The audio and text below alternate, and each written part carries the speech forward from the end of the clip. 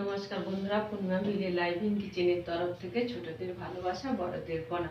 আজকে রান্না করব খিচুড়ি আর বেগুন ভাজা। খিচুড়ির জন্য কি কি সবজি নিয়েছি দেখাচ্ছি। বিনস, গাজর, ফুলকপি আর মটরশুঁটি, আর এখানে মুসুর ডাল আর মুগ ডাল নিয়েছি। তাহলে রান্নাটা শুরু করছি। আর এই ভাতে এই হাঁড়ির চাল ধুয়ে বসিয়ে দিয়েছি, হাঁড়ির চালের খিচুড়ি বানাবো। তাহলে কড়াইটা বসিয়ে দিচ্ছি, সবজিগুলো ভেজে নেব। কড়াইটা গরম হয়ে গেছে, ডালটা ভেজে নেব। একটু হালকা তেল দিয়ে দেবো। প্রথমে মুসুর ডালটা ভেজে নেব ভালো করে।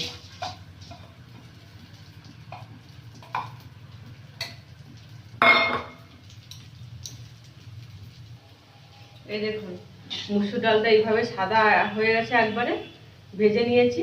মুসুর ডালের গন্ধটাও চলে গেছে। এবারে মুগ ডালটা দিয়ে দেব,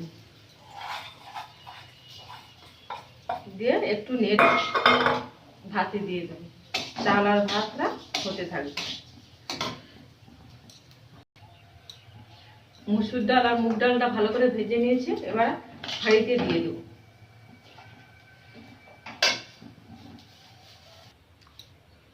সবজিগুলো লবণ হলুদ রেখেছিলাম, সবজিগুলো ভেজে নেব। সবজিগুলো ভাজা ভাজা হয়ে এসেছে, মটরশুঁটিটাও দিয়ে দেব। সবজিগুলো ভাজা হয়ে গেছে, নামিয়ে নিয়ে বেগুনটা ভেজে নেব। বেগুন ভাজাগুলো হয়ে গেছে, নামিয়ে নেব। খিচুড়ির জন্য মশলাটা করে নেব।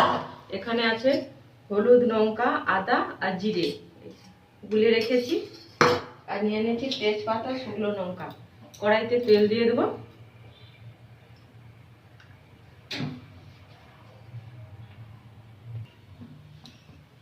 তেলটা গরম হয়ে গেছে, দিয়ে দেবো একটা শুকনো লঙ্কা আর তেজপাতা। গুলে রাখা মশলাগুলো দিয়ে দেবো।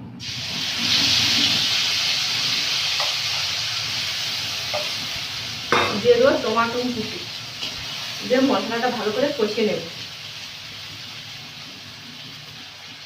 মশলাটা কষানো হয়ে গেছে, মশলা থেকে গন্ধ চলে গেছে। এই যে মশলা থেকে তেলও ছেড়ে গেছে, মশলাটা নাম করে রেখে দেবো।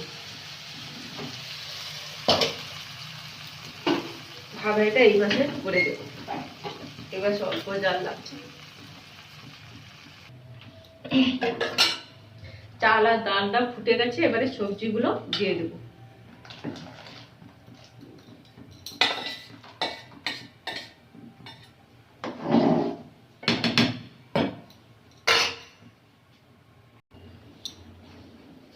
চাল আর ডালটা সিদ্ধ হয়ে গেছে, এই যে ছেড়ে গেছে। এবারে দিয়ে দেবো মশলা।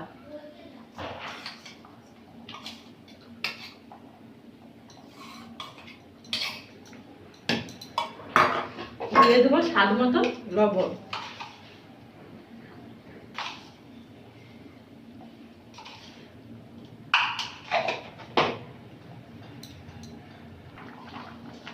খিচুড়িটা হয়ে এসছে, এবারে একটু ঘি দিয়ে দেবো, দিয়ে নাম করে নেব। এই দেখুন, খিচুড়িটা এইভাবে হয়ে গেছে। এইভাবে রেখেছি, ঠান্ডা হলে আরো মোটা হয়ে যাবে। আর বেগুন ভাজা। তাহলে বন্ধুরা, আজকের